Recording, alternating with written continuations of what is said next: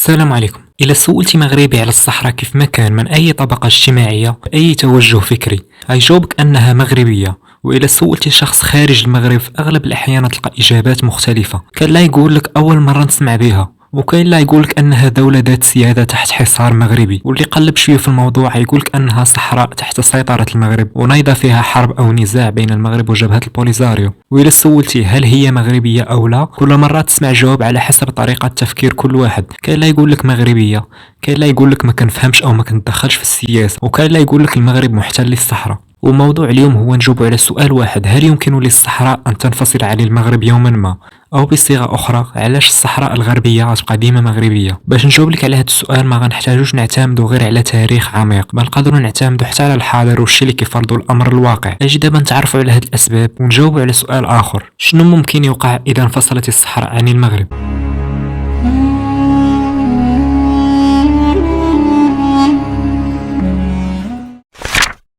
اللي ما عارفينوش أغلبية المغاربة وغير المغاربة أن من نهار المغرب قدم مبادرة الحكم الذاتي على طاولة المفاوضات في الأمم المتحدة في عام 2007. من ذاك اليوم عمر بلاغات مجلس الأمن أو الأمم المتحدة ما بقاتش بدات تقرير المصير والاستفتاء في التقارير ديالها، بل ما عليك غير ترجع لآخر بلاغ لمجلس الأمن رقم 2654 بتاريخ 27 أكتوبر 2022 غتلقاه كيدعو مبعوث الأمين العام لتنفيذ عدة قرارات صادرة من نفس المجلس كتبدا من 2007 وزيد. نفس العام اللي حط فيه المغرب مبادرة الحكم الذاتي، وعكس ما يروج لدى الإعلام الجزائري أو المعادي لوحدة التراب المغرب، أن الأمم المتحدة تدعو للالتزام ببلاغ المجلس الأمن من عام 1991 الذي يدعو لإجراء استفتاء وتقرير المصير.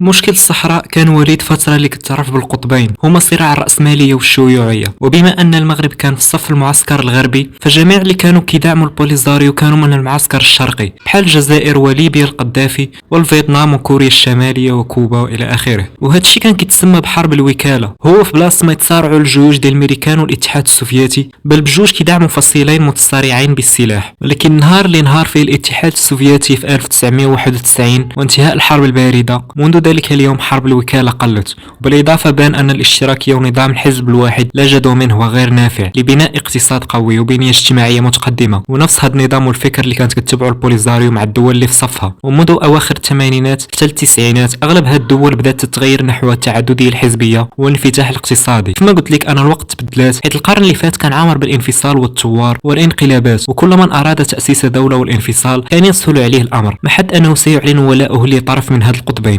وينبض الآخر، بحال ما وقع ليوغوسلافيا أو ما حصل لكوريا والصين والفيتنام. أما اليوم في آخر ما يريده العالم هو دولة جديدة في منطقة مليئة بالإرهاب، ولا سيما قريبة لجزر الكناري وستؤثر على المغرب اللي قريب من أوروبا. إلا كنت متتبع لمشكل الصحراء غتلقى مجموعة من الدول ما عندها حتى دخل في الموضوع وما عندها حتى فرق، سواء بقيت الصحراء مغربية أو انفصلت، بحال الدول اللاتينية وبعض الدول في إفريقيا. ومرة كتنوض دولة أوروبية تحاول اللعب على الوتر أو الاتحاد الأوروبي بصفة عامة. سبب علاش كيخلي هاد الدول تعاكس مصالح المغرب، حيت ما عليك غير تفكر للحظة وتلقى السبب واضح. هو طوال تاريخ البشرية دول تدخل في حروب وصراعات غير على قبول الطرف ديال الأرض، واخا يكون صغير ولكن ليه موقع استراتيجي أو غني بالثروات الطبيعية والمعدنية. والمغرب في سنة 1975 دار منطقة شاسعة ديال الساقية الحمراء بدون حرب، وتبعها في سنة 1993 بعد دخوله منطقة وادي الذهب، بعد ما تنازلت عليها موريتانيا بواحد العملية تسمى بعملية قدر، وحافظ عليها بعد فوزه بمعركة بئر أنزران. إذا واش كتصور أن دول أوروبا اللي بدات كتخسر من مستعمراتها الإفريقية غتخليك تاخذ أرض مساحتها أكبر من بريطانيا بلا ما تذوقها من ثرواتها وتعطيها مصالح كبيرة في المنطقة؟ والمغرب بدا يرفض هذا الشيء مؤخرا، بالخصوص بعد الاعتراف الأمريكي، فأكيد يبقى هاد السنين كلها يلعبوا على وتر تقرير المصير وإمساك العصا من الوسط. وهذا الشيء علاش في البداية الحسن الثاني قدم عدة تنازلات لإسبانيا اللي كانت مستعمرة للأرض، وأيضا قبل يتقاسم الصحراء مع موريتانيا. وتقول لي مني الصحراء مغربية تاريخيا وبحكم الواقع، علاش قبل الحسن الثاني هاد التنازلات كلها؟ ما عليك غير ترجع الأرشيف الخارجية الأمريكية حول الصحراء اللي ترافعت عليه السرية السنتين هذه، غتلقى أن الحسن الثاني أثناء مخاطبته لوزير الخارجية الأمريكي قال له بالحرف: إذا فكرت إسبانيا تعطي الاستقلال للصحراء راه ندخلها عسكريا. وجاوبوا باللي مستوى الجيش المغربي لا يرقى لقوة جيش إسبانيا، وهذا الشيء يهدد نظام المغرب. ولكن الحسن الثاني كان مصر على الامر، حيث شاف انه لو بانت دوله جديده في الجنوب غتكون دوله دميه في يد القذافي والجزائر، وسيتم محاصره المغرب اللي اصلا انذاك كما قلت لك كان العالم عباره على قطبين. الاتحاد السوفيتي شافها فرصه باش يمد النفوذ تاعو في المحيط، وما كانش يمكن للمغرب يصمد امام بترودولار ديال ليبيا القذافي والجزائر اللي كانوا ينفقون بالسخاء على البوليزاريو. سبب علاش الحسن الثاني قبل يتقاسم الصحراء مع موريتانيا كيقول انه كان يشوف بعيد وعارف ان موريتانيا ما غتقدرش تحافظ على الاقليم وادي الذهب، ولكن في الحقيقه الحسن الثاني كان باغي يضمن موريتانيا في الصف تاعو وكحليف في حرب الصحراء، وكان لازم يسكت موريتانيا حيت حتى هما كان عندهم مطالب في الصحراء. وغير في هاد 3 سنوات اغلب المغاربه ولاو عارفين ان دول اوروبا ومعهم دول العالم كتعاكس المغرب في الصحراء فقط لاجل مزايا اقتصاديه تحت غطاء حقوق الشعوب اللي اصلا المغرب اصبح يرفض التنازل عليها منذ الاعتراف الامريكي. ودابا اجي نحط واحد الافتراض، ماذا لو خسر المغرب حرب الصحراء في القرن الماضي او ما طاحش على الجنرال دليمي فكره بناء الحزام الامني، حيت قبل ما يتبنى كان البوليساريو في واحد الفتره وصلت حتى لمدينه طنطان وقصفتها، ونديروا ان فكره الجدار العازل ما بانتش او ما تمتش، الشيء اللي ممكن البوليساريو يدخلوا مازال يقصفوا مدن في العمق المغربي. او ماذا لو لم تنجح المسيره في عالم موازي، الا كنت كتامن بالوجود تاعو اللي اصلا غير نظريه ماشي حقيقه علميه. واول حاجه خاص نتسائلوا عليها، ماذا لو لم تنجح المسيره الخضراء وما حققتش المبتغى منها؟ وهذا الشيء جاوب عليه الحسن الثاني بنفسه في كتاب ذاكرة الملك، قال انه لو فشلت كان يتنازل على العرش ويجمع حوايجه وينصب ولده سيدي محمد اللي كان مازال صغير في عمره 12 سنه ويدير مجلس الوصايه على العرش. وزاد قال السبب علاش هو بالدارجه ما كان يبقى ليه حتى وجه يقابل به الناس، حيت ديك الفتره المغرب كان يغلي بسبب البطاله والاسعار، وبزاف الدول كانوا متوقعين ان حكم الحسن الثاني ما غيدومش طويلا، بالخصوص بعد انقلاب 1971 و72 من اقرب مؤسسه للقصر واقرب صديقين للملك. فكيفاش الحسن الثاني يرجع الشعب يلتف حوله بواحد الطريقه ما كانش كيتصور او حلم بها، وتفكر غير في ايام التحام العرش والشعب ضد المستعمر لنيل الاستقلال. وبالطبع هذا الشيء اللي وقع في المسيره الخضراء رجعت للحسن الثاني واحد الالتفاف شعبي تقدر تقول طغات على شعبيه ابيه اللي كان محبوب المغاربه. المهم كمل لك الحسن الثاني كيزيد يقول في كتابه انه من بعد ما يتنازل على العرش غينفي راسو لامريكا او فرنسا ويستقر في وحده فيهم. ولا جاك هذا الشيء غريب، كيفاش كان الحسن الثاني يرضى يدير هذا الشيء رغم انه امضى السنوات الاولى من حكمه في صراع دائم مع الاحزاب السياسيه والانقلابيين فقط لتثبيت عرشه. فاللي خاص تعرف ان اي نظام في العالم ملكي او جمهوري اذا خسرت الدوله ما ارادي او فشلت في الحفاظ على وحده البلاد فهذا يهدد مستقبل البلد، بحال ما حصل لالمانيا عندما خسرت الحرب العالميه الاولى، او بالنسبه للدوله العثمانيه بسبب فقدان اراضيها. فشعبيه السلطان نقصت بزاف في الساحه الدوليه وعند الشعب، وبعد تامر جمعيه الاتحاد والترقي عليه، الشيء اللي خلاهم يطيحوه بكل سهوله. او غير عند المغرب المولى عبد الحفيظ وقع معاهده الحمايه بعدها بايام تخلى عن العرش، وقالوا عليه جوج روايات، الاولى انه كان صعيب مع فرنسا وما مستعدش يتنازل على كاع داكشي اللي مكتوب في بنود الحمايه فطيحوا عن العرش ونصبوا اخاه مولاي يوسف. والروايه الثانيه تقريبا بحالها، هو ان عبد الحفيظ شاف نفسه ما غاديش يتفاهم مع الفرنسيين اللي اصلا جا باش يحاربهم وما رضاش يكون سلطان الفرنسيين، فتخلى عن العرش بارادته وعين خوه مولاي يوسف. وبالنسبه اليوم في الدستور المغربي منذ وضعه كيقولها صراحه في باب الملكيه أن الملك هو ضامن وحدة الوطن ضمن حدوده الحقة، يعني يكون فشل الحسن الثاني في المسيرة أو ما طاحتش باله هاد الفكرة هادشي كهدد استقرار المغرب بأكمله. بالنسبة لي هذا أكثر سبب قاطع علاش المغرب ما عمره يفرط في الصحراء، لأنها مصير البلاد بأكملها وليس الأقاليم الجنوبية فقط. ونمشيو أبعد في هذا الخيال ونديروا البوليزاريو ربحات القضية في صالحها. فأول حاجة دار هي تم محاصرة المغرب وإغلاق الحدود من جهة الجزائر ومن جهة الجنوب ومن المحيط بعد توغل الجزائر وحلفائها إليه، بالإضافة لإسبانيا اللي لا يمكن التكهن واش تكون في صف المغرب او الحياد او حتى هي تمارس عليه حصار، رغم ان هادشي مستبعد وحتى حد ما عارف. والسبب علاش موقف اسبانيا يقدر يكون غامض غتعرفوا بعد قليل. المهم نكمل ليك، هو المغرب اذا وقع تحت هذا الحصار اللي يكون من البحر المتوسط الى طرفايا وقلف اي حقبه تاريخيه عن دوله او بلد دار عليه حصار، شحال يقدر يصمد؟ الا ما فكيتيش الان سحرتك اليوم راه ما نعطيكش 5 سنين حتى ترجع مقلص الظل ضعيف الكلمه ضعيف الوزن منعدم القيمة. وباش نقرب لك الصورة أكثر، مسير البلاد يولي بحال هذيك الخريطة الخيالية اللي كتروج في مواقع التواصل اللي كيعطيوها عنوان مملكة فاس ومملكة مراكش، وتظهر المغرب ضئيل المساحة ومساحة الجزائر بجانبه شاسعة وضخمة. وبلا ما نتعمق لك في موضوع هذه الخريطة حيت تكون في حلقة مستقبلية وتعرف علاش قلت عليها خريطة خيالية، حيت هي فعلا خيالية. المهم إذا وقع حصار على المغرب هذيك هي الخريطة اللي يوصل لها الحال في البلاد، رغم أنك تقدر تشوف هذا الشيء مبالغ فيه وفعلا كيبقى افتراض، ولكن هناك دول كانت إمبراطوريات تقزمت مساحاتها جراء تهافت الدول عليها. المهم تقدر تفيق دابا من هادشي وترجع للعالم تاعنا، خليك من العالم الموازي لانه مجرد نظريه، ونكمل بقيه الاسباب عدم انفصال الصحراء، رغم انني نقدر نوقف الحلقه هنا حيت بالنسبه لي هذا اكثر سبب مقنع، ولكن نزيدك اسباب اخرى مؤثره. امريكا بوسعها دير اي حاجه باش تحافظ على مصالحها ومصالح الغرب في اي مكان في العالم، فهذا هو السبب علاش قلت لك اسبانيا ما يمكنش تعرف في اي صفه تكون، حيت هي بين معاداه المغرب وفي نفس الوقت لا يجب ان تتعاون مع اطراف تعتبر عدوه للناتو اللي هي عضوه فيه. ومنذ بدايه الصراع دائما امريكا كانت في صف المغرب، وهذا شيء طبيعي. محد المغرب كان مع المعسكر الراسمالي، وكانوا النواب والكونغرس اللي كيدافعوا على المغرب كيقولوا نقلا على نفس الحاجه اللي قالها الحسن الثاني قبل المسيره: ما بغيناش قيام دوله دميه حيث تكون مقر للشيوعيين والثوار والارهاب. والصحراء على بعد كيلومترات من جزر الكناري، وهذا الشيء يوصل حتى المغرب، واذا تخليه فينقص بكل سهوله لاسبانيا. وهذا من اسباب اعتراف امريكا بمغربيه الصحراء. واللي سرع به اكثر هو اخر محاوله لغلق معبر القرقرات في 2020 واقامه مخيم دائم فيه لولا تحريره من قبل الجيش المغربي. وامريكا لحد الساعه ما سحبش الاعتراف عمرها تسحبه، حيث دخل في السجل الفيدرالي، يعني اصبح جزء من امريكا ولا يخص رئيس او حزبا ما. وباش نترجم لك الاعتراف الامريكي ونخليو القنصليه والاستثمار في الجنب، حيث مازالها جزء من الاتفاق يشهد التباطؤ بسبب الاداره الجديده اللي هي نفسها عانى معها المغرب خلال عهد اوباما، اللي هو من نفس الحزب جو بايدن، الحزب الديمقراطي، رغم ان المغرب يعتبر هذا الحزب حليفا له ودائما يدعمه في الانتخابات. المهم هذا الاعتراف يسمح للمغرب يحرك ترسانه متطوره من السلاح الامريكي وشركائها ويستعملوا ضد البوليزاريو على ارض الصحراء، حيث اي دوله قبل ما تبيع لك السلاح لازم تعطيها ضمانات انك ما غتستعملوش ضد دوله حليفه لها او في منطقه معينه.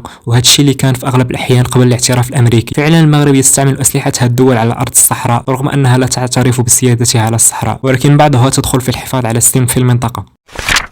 إلا سولتك شحال تعداد سكان الأقاليم الجنوبية اللي هما أبناء المنطقة أبا عن جد، فراه عددهم تقريبا يلاه وصل أقصى حد 500 ألف نسمة، بالإضافة للمحتجزين في مخيمات تندوف اللي يحتسبوا مغاربة كذلك حسب الإحصاء الإسباني، وخارج الأرض الوطن المغاربة منهم فما كيوصلش عددهم ل20 ألف. وإلا سولتك شحال مساحة الصحراء، المنطقة اللي نايض عليها الصراع، فهي أكبر من مساحة المملكة المتحدة. ودابا نخليو الصحراء ونضربوا دورة في العالم. مثلا المملكة المتحدة كاين إقليم اسكتلندا، كانوا يقدرون بأكثر من 5 ملايين نسمة، منذ زمان وعلى مر قرون باغيين ينفصلوا على بريطانيا، بل يكرهون الملك وقبله الملكة بطرق ما كيبينوا لهم حتى ذرة احترام. ونمشيو للشرق الاوسط، شعب الاكراد اللي يقدر بين 35 حتى 40 مليون نسمة اللي كيطالبوا بالانفصال عن العراق وتركيا. وزيد نمشيو غير حدانا اقليم كاتالونيا في اسبانيا اللي كل عام كيديروا مظاهرات بالملايين ويطالبون الانفصال، والنتائج كانت الاغلبية مع الاستقلال، ولكن حكومة اسبانيا رفضت هذا التصويت، بل حتى لاعب برشلونة بيكي خرج بتصريح كيدعمهم. واللي ما عارفش بزاف ان صراع كاتالونيا اللي عاصمتها برشلونة ضد اسبانيا اللي عاصمتها مدريد، ولد لينا اليوم ما يعرفوا بالكلاسيكو في كرة القدم بين مدريد الملكي او ريال مدريد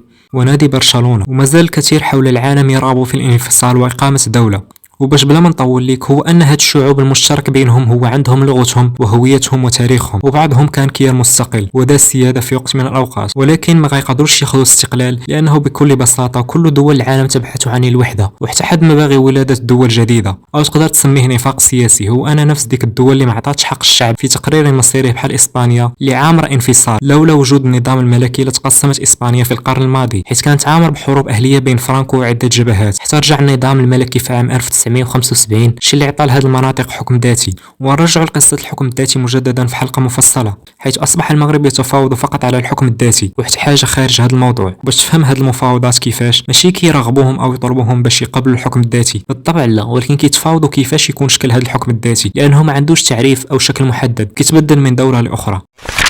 بزاف ما عارفينش ان الملك هو الوحيد اللي شاد ملف الصحراء في يده، واغلبيه كيحساب لهم وزير الخارجيه حتى هو كيتدخل فيه، بل على العكس ناصر بوريطه هو الواجهه وكيوصل اجندات ومتوجهات الملك، حيت السياسه الخارجيه كترجع ليه. وهذا الشيء واضح اصلا حيت عمر ملف الصحراء ما تناقش في البرلمان، وعمر ناض حزب يدخل راسه في المشكل، بل القضيه كلها مهتم بها الملك بوحده. وحتى لو اردت تاسيس حزب في المغرب هناك خطوط ما خاصكش تخرج عليها، هي ان يكون الحزب ملكيا، يعني يعطي ولاءه للملك، وليس حزبا جمهوريا، ويكون الحزب يؤكد على المغربية الصحراء. المهم أي قرار أو تقدم في الملف راه الملك اللي يخرجه. على سبيل المثال الاعتراف الدولي بمغربية الصحراء وتوقيع اتفاقيات مع عدة دول تشمل الصحراء. وهذا الشيء علاش قلت لك في البداية أنه إذا ضاعت الصحراء من المغرب أو الأطراف اللي كتقول ليس لنا خلاف مع الشعب المغربي بل مع النظام المغربي خرجوا من الصحراء، فالترجمة تاعها هي كيطلبوا من الملك يتنازل على المهام تاعو. وهذا الشيء معروف عندهم وموجود في أي دولة، ولكن النظام الملكي كيتبدل وليس كالجمهوري، حيث دائما إذا تم إسقاط رئيس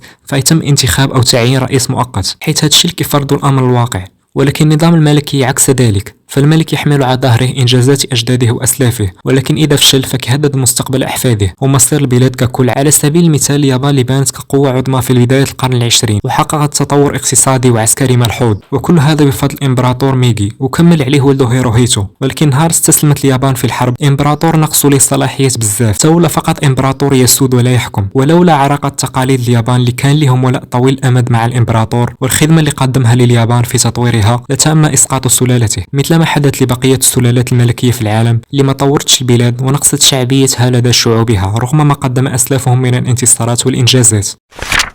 وبالطبع بلا ما نساو تاريخ المنطقة، حيث أرشيف الدولة مازال محتفظ برسائل البيعة اللي تقدمها قبائل الصحراء للسلطان، ورسائل واتفاقيات موقعة مع دول كبريطانيا وأمريكا وإسبانيا وحتى روسيا وغيرهم، في اعتراف صريح بكون إقليم الساقية الحمراء ووادي الذهب تابعين لسيادة المغرب في وقت كانت حدود المغرب واصلة حتى نهر السنغال وأبعد من ذلك. والكثير من الكتب والقواميس تعود للقرن التاسع عشر والثامن عشر تؤكد سيادة المغرب على هذه الأقاليم، بحال كتاب ديال فولتير هضر في حال جزء على المغرب يصف أن حدوده واصلة حتى الغانا وعلى أخصب الأراضي وأجودها، أو القاموس العالمي من القرن التاسع عشر يصف مساحة المغرب هي الأكبر في إفريقيا في وقت كان الاستعمار الأوروبي قد دخل لمعظم إفريقيا، لكن المغرب كان لازال حينها محافظا على أقاليمه الجنوبية قبل بداية الحملة الفرنسية والإسبانية عليها في أواخر القرن التاسع عشر وبداية القرن العشرين. وآخر سلطانين الذين دافعوا على تلك المناطق قبل سقوطها هو السلطان مولاي الحسن الأول ضد الإنجليز في طرفايا، جرى طردهم منها بقوة السلاح، وبها تم توقيع اتفاق تعترف فيه بريطانيا بسيادة المغرب على الصحراء. ودون أن ننسى مولاي عبد العزيز السلطان اللي جرى تشويه صورته بشكل مبالغ فيه، ولكن هذا السلطان أرسل جيشه رفقة ابن عمه مولاي إدريس بن السلطان مولاي عبد الرحمن إلى ما يعرف اليوم بموريتانيا لصد حملة فرنسا عليها في معركة مخلدة تعرف بمعركة النيملان عام 1906. وهذا جزء بسيط من الأدلة العديدة التي تبرهن على دفاع المغرب عن أراضي إمبراطوريته الشاسعة في وقت لم يلقى الدعم من أحد وفي مواجهة أطماع 5 دول أوروبية. وعلى ذكر البيعة فجميع القبائل بشيوخها اللي تم اختيارهم من أبناء المنطقة على مر العصور إلى اليوم. واجتمعت كلمتنا التي لا تجتمع على ضلال على أن نجدد لأمير المؤمنين وحامي حمى الوطن والدين سيدنا مولانا الحسن الثاني حفظه الله بالسبع المثاني البيعة التي بايع بها آباؤنا وأجدادنا آباءه وأجداده الكرام، نعم الله أرواحهم في دار السلام، فبايعناه على ما بايع عليه رسول الله صلى الله عليه وسلم أصحابه تحت شجرة الرضوان، وأقررنا بحكمه والتزمنا طاعته ونصحه في كل وقت وآن.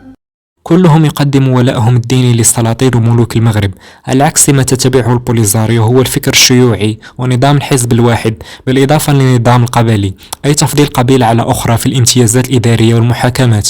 فمنذ تأسيس هذه الجبهة كانوا يحاربون أي شيء ديني، بل وحتى صلوات العيد لم تكن تقام عندهم في المخيمات تندوف إلا في الآونة الأخيرة، عكس ما يحدث في المغرب. فالمكانة الدينية للملك هي امتداد ل4 قرون من البيعة على عنق أبناء هذه المنطقة للسلالة العلوية، بل وحتى هناك جماعة يتبعها الملايين من بلدان مختلفة في غرب إفريقيا، وهي الطريقة التيجانية، ومقرها في نيجيريا التي تعتبر الملك المغربي أميرا للمؤمنين، لأن مؤسس الطريقة التيجانية أحمد التيجاني المزداد بتلمسان وقد استقر بفاس وعمل على نشر فكره حتى وفاته بها، وحرص سلاطين المغرب على رعاية هذه الحركة ونشرها في القارة الإفريقية، ولا زالت تحظى بالعناية الملكية إلى اليوم.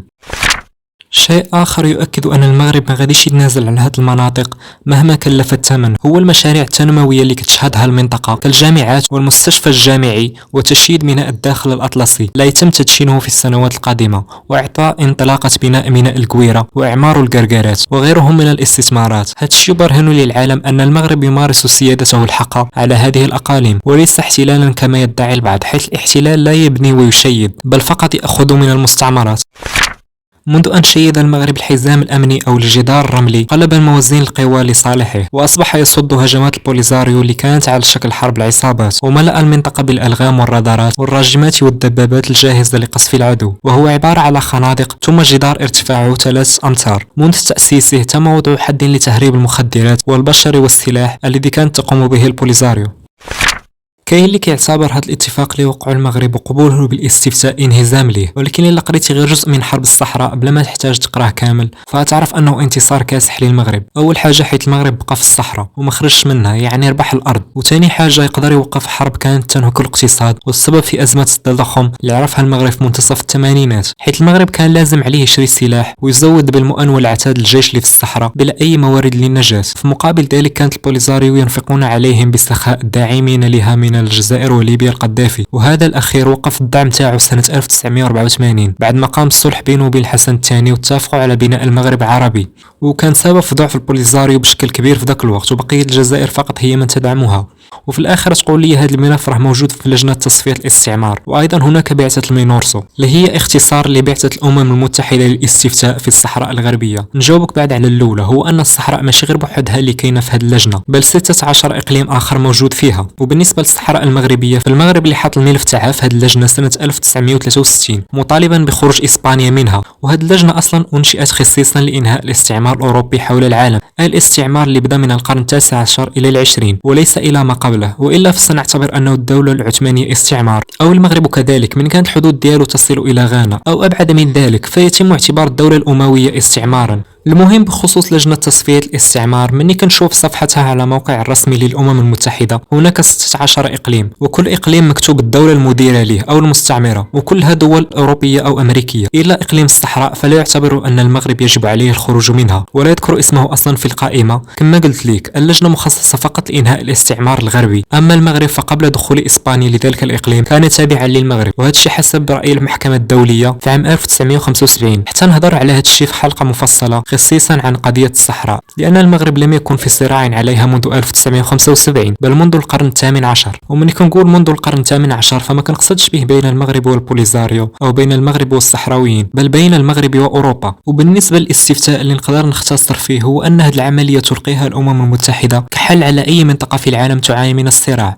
وتقدر ترجمها أن الأمم المتحدة تعطي حل عامر بالكسل ولا يهمها تبعاته. والمغرب من قدم مقترح الاستفتاء سنة 1981، حيث المغرب ما كانش يدافع عن الصحراء فقط بالسلاح بل كذلك سياسيا. أما البوليزاريو منذ البداية كان لها شعار واحد، هو المغرب يخرج بقوة السلاح فقط. ولكن نهار بدا المغرب في بناء الجدار سنة 1984 قلبت الموازين الحرب لصالحه، وما بقاش من مقدور بوليزاريو تسجل خسائر في صفوف الجيش المغربي، الشيء اللي فرض عليها الأمر الواقع والجلوس على طاولة المفاوضات، ووقعت اتفاق 1991 اللي كان من بنود تاعو إجراء استفتاء، فتغير شعارهم من كل الوطن أو الشهادة إلى لا شيء غير تقرير المصير، اللي أصلا لقات المينورسو صعوبة كبيرة باش ديروا. العديد من مبعوثيها قدموا استقالتهم حيث شافوا أنه من المستحيل يتم بسبب عدة عوامل كلها نخصصها في حلقة قضية الصحراء. ولكن منذ 2007 أثناء تقديم مقترح الحكم الذاتي المغرب أصبح يرفض بشكل تام شي حاجة اسمها الاستفتاء، ومعليك غير ترجع لخطابات الملك قبل 2007 وبعد 2007. وإضافة لهذا الشيء المغرب ما بقاش ملزم باتفاق 1991 منذ أن أعلنت البوليزاريو الحرب، وأنه لم يعد ساري المفعول، بمعنى أن المغرب لم يعد معني بذلك أيضا، رغم أنه يؤكد احترامه لعملية السلم. ولكن سبب رفض المغرب الاستفتاء هو أن فيه اختيار بين هل الصحراء مغربية أو تنفصل، فهذا لو قبل به المغرب كما لو أنه يؤكد أطروحة الانفصال. بالإضافة هذا الاستفتاء يضرب قرونا من التاريخ، فهل إذا قامت دولة في الصحراء سيكون لها تراث تاريخي ودول وسلالات تاريخية، أو فقط ستتغنى دائما بالثورة والشهداء؟ وهذا ما يحصل عندما لا يكون لك تراث وتاريخ وأمجاد تلقنها لأجيالك لتدافع عن الوطن وتفتخر به، غير التركيز على عدو تاريخي. افريقيا في بركان من التكوين، افريقيا اللي تتنادي اليوم بتقرير المصير، افريقيا ستصبح يوما ما هي الضحية الأولى لتقرير المصير، إن غادي توقع فيها انقسامات وانفصالات بعد عن بعض.